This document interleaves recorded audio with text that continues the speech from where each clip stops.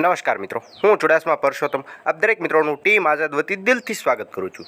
મિત્રો, ગઈકાલે સાંજે વન રક્ષક બીટ ગાર્ડની ફાઇનલ આન્સર કી જાહેર કરવામાં આવી અને તમે જોયું કે ફાઇનલ આન્સર કી તે શિફ્ટ પ્રમાણે જાહેર કરવામાં આવી અને શિફ્ટ પ્રમાણે જે પ્રશ્નની અંદર સુધારા વધારા થયા તદુપરાંત જે પ્રશ્નની અંદર અથવા તો જવાબની અંદર વિસંગતતા છે તેવા પ્રશ્નોને રદ કરવામાં આવ્યા। તો આખરે આ રદ થયેલા પ્રશ્નોનું શું કરવું, તેમના માર્કની અંદર ગણતરી કરવી અથવા તો રદ થયેલા પ્રશ્નોને બાદ કરતાં માર્કની ગણતરી કઈ રીતે કરવી। જ્યાં મિત્રો, ઘણા ઉમેદવાર મિત્રોના મનમાં આવા પ્રશ્નો છે કે ફાઇનલ આન્સર કી જાહેર તો થઈ ગઈ પણ માર્કની ગણતરી કઈ રીતે કરવી। તદુપરાંત ઘણા ઉમેદવાર મિત્રોના એવા પ્રશ્નો છે કે મારે ફાઇનલ આન્સર કી ડાઉનલોડ નથી થતી, પોતાનું નામ, લિસ્ટ, રોલ નંબર બધું સરખી રીતે બતાવે છે, પરંતુ જેવા ફાઇનલ આન્સર કી ડાઉનલોડ કરવા માટે ક્લિક કરો તેના પર ક્લિક કરો એટલે ફાઇનલ આન્સર કી ડાઉનલોડ નથી થતી, ફરી વખત એનું એ જ પેજ ઓપન થઈ જાય છે। તો આવું થવા પાછળનું કારણ શું છે? જ્યાં મિત્રો, આ તમામ સમસ્યાનું સમાધાન એક જ વિડીયોની અંદર જોવાનું છે, માટે ખાસ કરીને વિડીયોને અંત સુધી અવશ્ય જુઓ।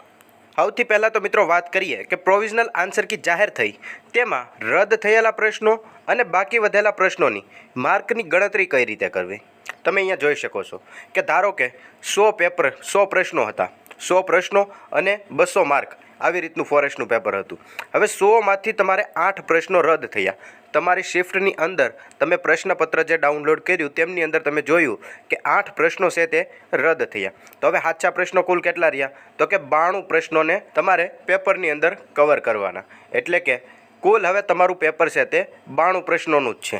92 પ્રશ્નની અંદરથી જ તમારે સાચા હોય એ ગણવાના। તો હવે ગણતરી કઈ રીતે કરવાની? દાખલા તરીકે 200 માર્કની પરીક્ષા છે તો 200 ભાગ્યા 92, એટલે કે 200 માર્ક એને ભાગ્યા પ્રશ્ન તમારે કેટલા વધ્યા?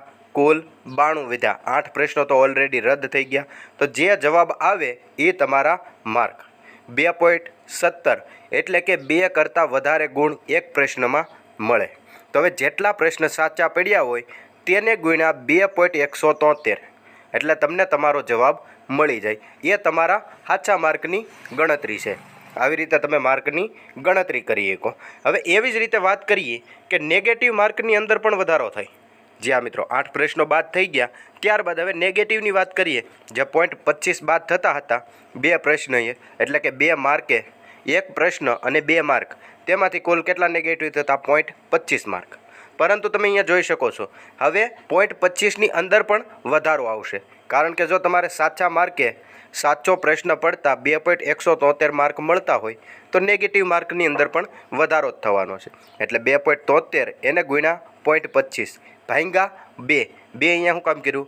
કારણ કે 2 પ્રશ્નો એ 0.25 કપાય છે, 2 માર્કે 0.25 કપાય, એટલે 0.25ની જગ્યાએ તમારે નેગેટિવ માર્કિંગ થશે 0.27 આજુબાજુ, એટલે કે 0.2627 આજુબાજુ નેગેટિવ માર્ક થતા હોય છે। તો નેગેટિવ માર્કને તેમાંથી બાદ કરી દેવાના અને ફાઇનલ આંકડો જે મળે એ તમારા સાચા માર્ક। આવી રીતે જો તમારી શિફ્ટની અંદર 8 પ્રશ્નો છે કેન્સલ થયા હોય તો જે પ્રશ્ન સાચા પડ્યા હોય તેને ગુણ્યા 2.173 કરવાના અને જે ખોટા પડ્યા હોય તેને ગુણ્યા 0.27 લેખે, પછી બંનેની સરવાળો બાદબાકી કરીને તમે તમારા માર્ક છે તે મેળવી શકો છો। આવી રીતે તમે તમારા માર્કની ગણતરી કરી શકો છો। તદુપરાંત આગળ વાત કરીએ તો ગુજરાત ગૌણ સેવાના સચિવ શ્રી હસમુખ પટેલ સાહેબે પણ આ માહિતી આપી કે કેન્સલ થયેલા પ્રશ્નો હોય તેમને પ્રો રેટ પ્રમાણે બાકી રહેલા જે પ્રશ્નો હોય તેમાં ગુણાંકમાં વધારો કરીને ગણવા। દાખલા તરીકે જો આપણે 8નો પ્રશ્ન જોયો તો અહીંયા તમે જોઈ શકો છો, દાખલા તરીકે 5 પ્રશ્નો કેન્સલ થયા, 5 પ્રશ્નના 10 માર્ક નીકળી ગયા, બાકી કેટલા રહ્યા? 95 પ્રશ્નો।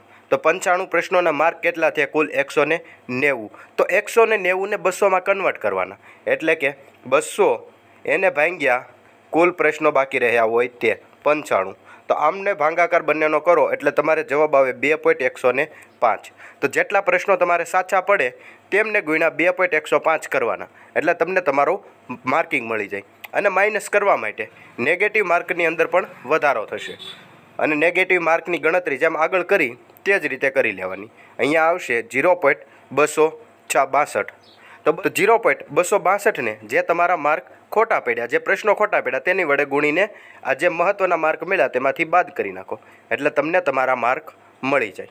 આવી રીતે માર્કિંગ સિસ્ટમ છે તે તમે ચેક કરી શકો છો। અને હવે મહત્ત્વની વાત કરીએ કે ઘણા ઉમેદવાર મિત્રોને એવા પ્રશ્નો છે કે મારે પોતાની આન્સર કી છે તે ડાઉનલોડ જ નથી થતી. જ્યાં મિત્રો આ ડેટા રેટના કારણે આવું થતું હોય છે. સાઇટ પણ ઘણી સ્લો હાલતી હતી, તેમના કારણે પણ ઘણા આવા ઉમેદવાર મિત્રોને આવા પ્રશ્નો આવેલા હતા. ક્લિક હર ઉપર ક્લિક કરે એટલે પોતાની ફાઇનલ આન્સર કી ન મળે, ડાઉનલોડ જ ન થાય, ફાઇનલ આન્સર કી ખુલતી જ નથી. જોકે પ્રોવિઝનલ આન્સર કી મળતી હતી, પરંતુ ફાઇનલ આન્સર કી હજી સુધી મળતી નથી.